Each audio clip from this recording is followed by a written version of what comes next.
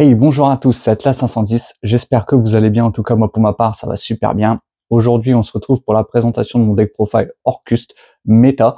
Donc, j'en suis à la troisième version du deck. Vous allez me dire, encore un deck profile sur Orcust, mais dis donc Atlas, tu t'arrêtes plus. Mais finalement, celle-là, c'est la meilleure version.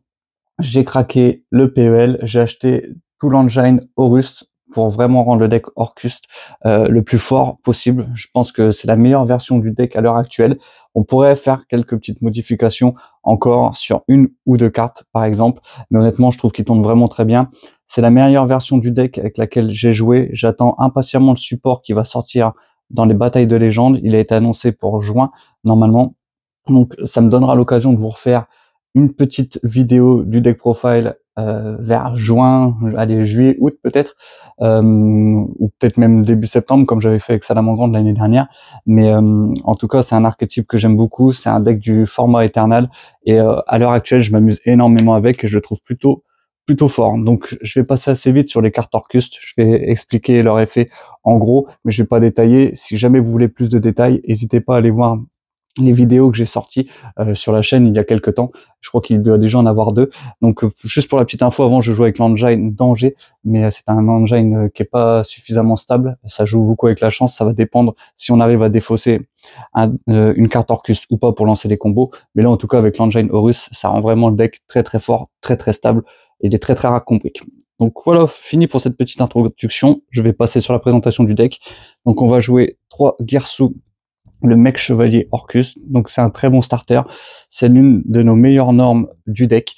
Elle nous permet d'envoyer un monstre Orcus depuis le deck au cimetière. Si jamais on ne contrôle que lui, on peut invoquer un jeton Orcus sur notre terrain, et si jamais on a deux cartes dans la même colonne, eh ben elle devient synthoniseur. Donc c'est vraiment la meilleure norme du deck. Derrière, je vais jouer 3 Orcus Horreur de la harpe. Donc cette carte qui a longtemps été bannie, celle-là, elle nous permet, si on l'a bannie depuis le cimetière, de faire l'invocation d'un monstre Orcus depuis notre deck. Je vais jouer 3 Orcus Chevalier du Cauchemar. Donc cette carte-là, c'est pareil, quand elle est envoyée au cimetière, on peut, quand elle est au cimetière, on peut la bannir pour envoyer un monstre Orcus depuis le deck au cimetière, et on pourra cibler un monstre sur le terrain et augmenter l'attaque de ce monstre en fonction du niveau du monstre qu'on a défaussé. Derrière, un petit Orcus Cymbale, très bonne carte aussi, on la joue qu'en x1. Donc on pourrait la jouer en x2, mais j'avais besoin un peu de place dans le deck. Donc du coup j'ai décidé de la jouer x1 et je trouve que ça m'oblige vraiment à être concentré sur la gestion des ressources. Donc l'Orcus Squelette Cymbale en fait qui me permet de la bannir depuis le cimetière pour pouvoir réinvoquer un monstre Orcus qui est dans notre cimetière. Donc ça peut être très pratique pour ramener un Dingirsu ou une Galatea derrière. Et on va jouer une petite baguette Héritage du Monde, donc qui elle permet de se bannir depuis le cimetière pour invoquer un monstre Orcus qui est banni. Donc elle combine vraiment bien avec l'archétype.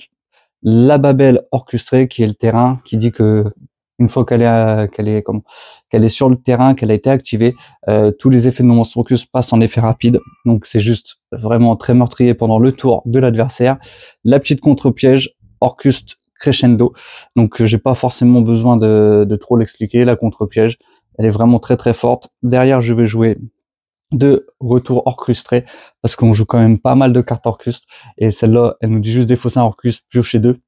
Donc c'est vraiment très intéressant dans le deck. Et en plus, ça nous permet d'envoyer nos Orcus au cimetière, donc c'est vraiment ce qu'on veut. Et derrière, je vais jouer 2 chevaliers Armageddon, qui pareil, ça peut être une norme. Je l'ai gardée dans le deck, même si elle est beaucoup moins utile qu'avant, étant donné qu'on va aller défausser nos monstres Orcus avec les cartes Horus. Mais en tout cas, elle peut me permettre de bait une hache, par exemple. On invoque Chevalier Armageddon, on décide de faire son effet, l'adversaire est hache, et derrière je peux partir avec les combos Horus. Donc franchement, j'ai continué de la garder, mais c'est un peu les modifications que je pourrais faire. J'aurais pu rentrer à la place de Fenrir. Ça pourrait être, c'est un peu la question que je me pose. Fenrir qui est un monstre de niveau 7, donc j'aimais bien, parce que vous allez voir dans le deck j'ai retiré le Xyz, mais pour ceux qui ont suivi et qui ont vu mes premiers deck profile, je jouais le dragon métallique, donc qui est très pratique quand on est au time, parce que dès que l'adversaire active un effet, il perd 500 points de vie, donc j'aimais bien. Et il était très facile à faire avec le chevalier du cauchemar. Donc bon, j'ai décidé d'axer plus la version sur sur la version X6 de rang 8, mais je suis pas exclu et pas fermé sur cette petite modification à apporter. Voilà. Derrière, on va jouer 3 AM7 Gloire d'Horus. Donc c'est là où mon compte en banque commence un peu à pleurer, parce que même si cette carte a été rééditée en MP24, elle est pas beaucoup tombée et je crois qu'elle est toujours à 25 € unité. Donc honnêtement, mais ça apporte un sacré plus au deck. Donc je vais vous la dire, si vous contrôlez Sarcophage du Roi, vous pouvez invoquer spécialement cette carte depuis votre cimetière. Vous ne pouvez invoquer spécialement AM7 Gloire d'Horus qu'une fois par tour de cette façon. Vous ne pouvez utiliser chacun des effets suivants d'AM7 Gloire d'Horus qu'une fois par tour. Vous pouvez envoyer 2 cartes, cette carte incluse depuis votre main au cimetière.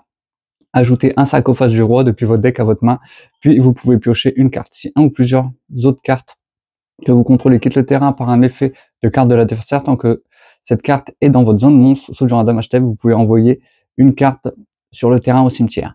Donc elle va permettre de pouvoir défausser 2, même si on la défausse elle-même, et en plus de piocher un. Donc c'est vraiment très très sympa, très très fort. Vous savez que défausser c'est le but dans Orcust. Donc honnêtement, ça nous fait un avantage très certain. Ça nous fait un card advantage pardon certain. Derrière, je vais jouer 2 Happy Guide des Horus. Donc pareil, celle-là je vais vous la dire aussi. Donc c'est des monstres de niveau 8, c'est vrai je l'ai pas précisé pour le AM7. Donc si vous contrôlez Sarcophage du Roi, vous pouvez invoquer spécialement cette carte depuis votre cimetière. Vous pouvez invoquer spécialement Happy Guide d'Horus qu'une fois par tour. De cette façon, si une ou plusieurs autres cartes que vous contrôlez quittent le terrain par un effet de carte de l'adversaire, tant que cette carte est dans vos zones monstres, sauf durant la damage step, vous pouvez cibler 2 cartes qui sont bannies et ou dans les cimetières, soit ajouter toutes les 2 à la main, soit mélanger toutes les 2 dans le deck. Vous ne pouvez utiliser qu'un effet de Happy Guide d'Horus qu'une fois par tour. Donc pour pouvoir recycler nos monstres Orcus qui sont bannis, c'est vraiment aussi très intéressant pour moi de jouer 2 Happy, en tout cas je trouve. N'hésitez pas à me dire si vous avez dans les commentaires d'autres idées pour jouer le deck, ou si ma version peut être améliorée. Tant que la critique et tant que le commentaire est constructif, il n'y a pas de souci, je le prendrai bien et ça pourra justement que m'améliorer. Derrière, je vais jouer 3 Sarcophages du Roi. Donc, les monstres Horus que vous contrôlez ne peuvent pas être détruits par des effets de cartes qui ne le ciblent pas. Vous pouvez envoyer une carte depuis votre main au cimetière, envoyer un monstre Horus depuis votre deck au cimetière. Vous ne pouvez utiliser cet effet de Sarcophage du Roi que max 4 fois par tour. Une fois par tour au début de la damage step. Si votre monstre Horus combat un monstre adversaire, vous pouvez envoyer le monstre adversaire au cimetière. Donc, encore une fois, très pratique pour pouvoir défausser, pour pouvoir envoyer nos Horus au cimetière, pour pouvoir les réinvoquer derrière. Donc, vraiment, ça nous permet de défausser en plus de remplir notre terrain. Derrière, on va passer au one-off et au end-trap. Donc, je joue toujours un sacrifice inutile. D'ailleurs, je viens de voir que j'avais pas pensé à changer la version commune de sacrifice inutile. Dans la dernière ouverture de collection, je l'avais récupérée en secrète et même en artwork alternatif. Donc, il faut que je la remplace. Mais en tout cas, je la joue un sacrifice inutile. Pareil, c'est un très bon starter. On envoie un no monstre Orcus au cimetière. On peut même envoyer un no monstre Horus au cimetière. Donc, vraiment très très fort. Derrière, je vais jouer les end-trap, donc 3 floraisons de cendres et joyeux printemps. On va jouer 3 Nibiru. J'avais un petit peu de place avec l'engine danger qui prenait énormément de place. J'ai pu en mettre un troisième, je jouais qu'en x3. Je jouais qu'en x2 avant et maintenant je l'ai passé en x3. Derrière, 3 gouttelettes de l'interdit. Pareil, c'est toujours une carte très importante. Un effet qui nous permet de défausser pour annuler. C'est vraiment très très fort. On va jouer 3 infini éphémère. Et derrière, je vais jouer toujours 2 avertissements divins et un petit appelé par la tombe. Même si on est moins sensible à une trappe, on n'aime pas trop quand même se les prendre. Donc voilà pour la présentation de mon deck profile. Bien sûr, c'est toujours un deck que j'ai axé go first. Donc sûrement pour la dernière vidéo du deck profile que je vous sortirai en septembre, je vous la présenterai avec le side deck qui va avec pour jouer go second, comme j'avais fait avec Salamandre. D'ailleurs, j'en profite pour faire une petite aparté. Si jamais mon contenu vous plaît, n'hésitez pas à vous abonner. Vous êtes nombreux à regarder ma chaîne, mais malheureusement vous êtes pas abonné, pardon, je vais pas réussir à le sortir. Donc n'hésitez pas à vous abonner si le contenu vous plaît. En tout cas, c'est très encourageant pour moi. On est de plus en plus nombreux. À l'heure actuelle, on doit être 367 sur la chaîne. Donc ça me fait énormément plaisir. Et ça m'encourage toujours plus pour sortir du contenu qui vous plaît. Donc voilà pour la petite aparté. Je vais jouer pour l'extra deck de Dingirsu, l'étoile du berger. Donc la X68 qui est vraiment très très forte, qui est formidable. Le Vampire Zombie qui est très facile à sortir maintenant, vu qu'on a pas mal de monstres Horus de niveau 8, donc qui nous permet de défausser jusqu'à 4 cartes au cimetière. Donc vraiment très très fort. Le petit nouveau, le petit numéro 90, Seigneur Photon aux yeux galactiques, qui nous apporte une petite negate qui est non négligeable, notamment quand on commence en Go First. Donc, si cette carte a une carte photon comme matériel, elle ne peut pas être détruite par des effets de carte, vous ne pouvez utiliser chacun des effets suivants de numéro 90 Seigneur Photon aux yeux impairs qu'une fois par tour. Lorsqu'un monstre de l'adversaire active un effet rapide, vous pouvez détacher un matériel de cette carte, annuler l'effet du monstre, et le matériel détruit était une carte galactique, détruisez-le. Détaché, pardon, excusez-moi. Après, le deuxième effet, il a un effet si on joue les cartes photons. Malheureusement, c'est pas le cas dans ce deck-là, mais en tout cas, son premier effet est vraiment très sympathique. Ça nous fait une negate de plus sur le board à gérer pour l'adversaire. Donc derrière, je vais jouer 2 Galatea Orcust. Je vais jouer un petit Longirsu Orcust. Alors c'est la première fois que je dis ça dans les deck profile. Je me suis retrouvé que j'avais pas assez de place dans l'extra deck. Comme je vous avais dit sur la première vidéo du deck profile, j'avais de la place, donc je pouvais jouer des petites lignes 4 en plus, ce genre de choses. Mais maintenant, c'est vraiment très serré. Donc j'ai dû faire des choix. Donc j'aurais aimé jouer une ou deux Xyz en plus, genre par exemple un Zeus ou un Typhon. Mais honnêtement, enfin, c'est une question de choix et une question de place.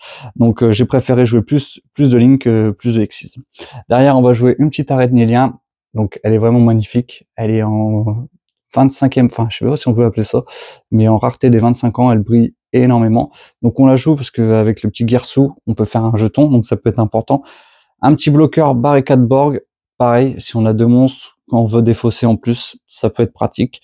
On va jouer un petit Dark, la Charmeuse des Ténèbres. Donc il y a beaucoup de monstres ténèbres qui est joué en ce moment. Derrière, on va jouer le petit package SP et IP Mascarena. Une petite licorne, combo que j'ai pas besoin de présenter, il existe depuis le début d'Orcust. Derrière, un petit dragon bombe topologique que on sort beaucoup plus facilement vu qu'on arrive à remplir nos boards avec les monstres russes et qu'on peut faire facilement avec le IP Mascarena.